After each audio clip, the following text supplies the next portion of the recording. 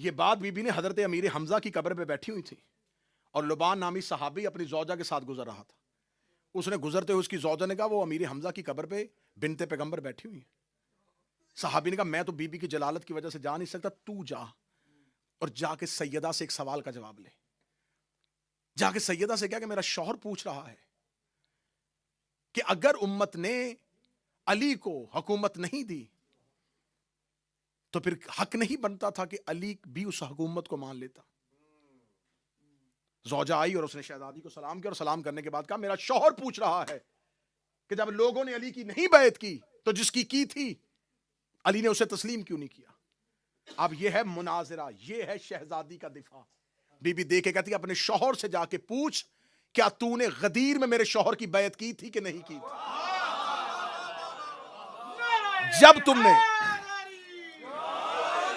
جب تم نے میرے شوہر کی بیعت کر لی تھی تو پھر تم نے اس بیعت کے بعد دوسری بیعت کیوں کی. وہ پلٹ کے واپس آئی, اس نے اپنے شوہر کا جواب دیا. جواب ایسا تھا اس کا بدن کانپنا شروع ہوا. اور وہ سوال جو آج سوشل میڈیا پہ کیا جاتا ہے یہ رسول کی بیٹی سے ہوا. اسے کہا آپ جا کے رسول کی بیٹی سے پوچھ اگر حق علی کا تھا علی نے آپ کو کیوں دربار میں بھیجا, علی خود کیوں نہیں دربار میں آئے. آ جاتے علی دربار میں تو ہم بھی علی کا ساتھ دے دیتے. حق علی کا تھا امامت اور خلافت, علی خود باہر نہیں آئے, علی نے آپ کو دربار میں کیوں بھیج دیا. زوجہ پھر واپس آئی اور کہتی میرا شوہر کہتا ہے اگر خلافت علی کا حق تھا تو علی اپنے حق کے لیے خود باہر کیوں نہیں آئے. اتنا کہنا تھا بی بی نے سر اٹھا کے کہا اپنے شوہر سے پوچھ تو نے میرے بابا کی حدیث نہیں سنی. میرے بابا نے کہا تھا علی کی مثال امت میں کعبے کی ہے. کعبہ طواف کروانے نہیں جاتا, لوگ طواف کرنے کے لیے آتے.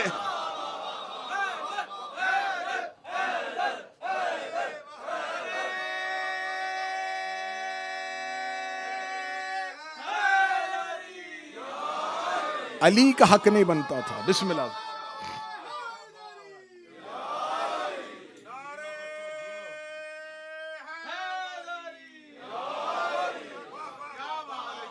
علی کا حق نہیں بنتا تھا کہ وہ اپنی بیعت کے لیے جاتے. یہ امت کا حق تھا, یہ امت کا حق تھا. زمین پر اگر امام کو زمینی اقتدار نہ دیا جائے تو اس کی کوئی بھی دلیل نہیں ہے کہ اس کے پاس اگر زمینی حکومت نہیں ہے تو اس کے پاس اللہ کی خلافت نہیں ہے. اللہ کا خلیفہ ہونے کے لیے زمین پر حکومت کرنا ضروری نہیں. ہاں یہ امت کا حق بنتا ہے کہ وہ اللہ کے خلیفہ کو زمین پر بھی حکومت دے. لیکن اگر امت اللہ کے خلیفہ کو زمین پر حکومت نہیں دیتی تو اس کا زمین پر حکمران نہ ہونا اس بات کی دلیل نہیں ہے کہ وہ خلیفۃ اللہ نہیں. اگر یہی دلیل ہے تو حکومت فرعون کے پاس تھی, نبی موسیٰ کیوں تھے؟ اگر یہی دلیل ہے تو حضرت یوسف قید خانے میں ہے, حکومت عزیز مصر کے پاس. کسی کا تخت پہ بیٹھ جانا اس کے خلیفہ اللہ ہونے کی دلیل نہیں ہے. نبی قید خانے میں بھی ہو نبی ہوتا ہے, نبی زندان میں بھی ہو نبی ہوتا ہے, امام جس بھی حالت میں ہو امام ہوتا ہے. امت میں اور امام میں اتنا فرق ہے کہ جب امت کا شخص خلیفہ بنتا ہے علی واسطہ, جب وہ گھر سے نکلتا ہے تو عام مسلمان ہوتا ہے. مسجد میں آ کے لوگ اس کی بیعت کرتے تو وہ خلیفہ بن جاتا ہے. اس کا مطلب یہ خلیفہ کب بنا؟ بیعت کی وجہ سے. بیعت کنہوں نے کی؟ مسلمانوں نے. جب گھر سے چلا تو عام مسلمان تھا, ایک عام فگر. بیعت کی تو خلیفہ بن گیا. امام گھر سے چلے تب بھی امام,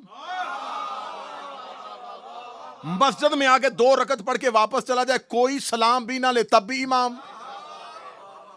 تو لوگوں کا بیعت کرنا اس کی امامت پہ دلیل نہیں. ہاں لوگوں کا بیعت کر لینا ان کے مسلمان ہونے پہ دلیل ہے, ان کے اسلام کے قوی ہونے کی دلیل یہ ہے کہ انہوں نے امام پہ بیعت کی ہے. تو ضروری نہیں تھا امام کے لیے زمینی حکومت اور زمینی خلافت کا ملنا. اب بات کو میں ختم کر لوں گا. جب جناب شہزادی سیدہ دربار میں گئی ہیں تو پھر بی بی نے جو تقریر کی ہے وہ خطبہ ضرور پڑھیے گا. یہ شہزادی کی تقریر ہے, زندگی میں ایک دفعہ خطبہ فتق ضرور پڑھیے گا. بی بی دربار میں, اور بی بی نے دربار میں آ کے سب سے پہلا جملہ کہا مجھے پہچانو میں فاطمہ ہوں. اعلموا انی فاطمہ, مجھے پہچانو میں فاطمہ ہوں. شہزادی نے کہہ کے تعارف کروایا اور بی بی نے یہ کہنے کے بعد توحید پڑھنی شروع کر دی. 17 میں مجمع کے حوالے کرنے لگا ہوں. بی بی رسول اللہ کے جانے کے بعد دربار میں مسلمانوں اور صحابیوں کے مجمع میں ایسے توحید پڑھ رہی تھی جیسے رسول نے مکہ میں کافروں کے درمیان پڑھی تھی.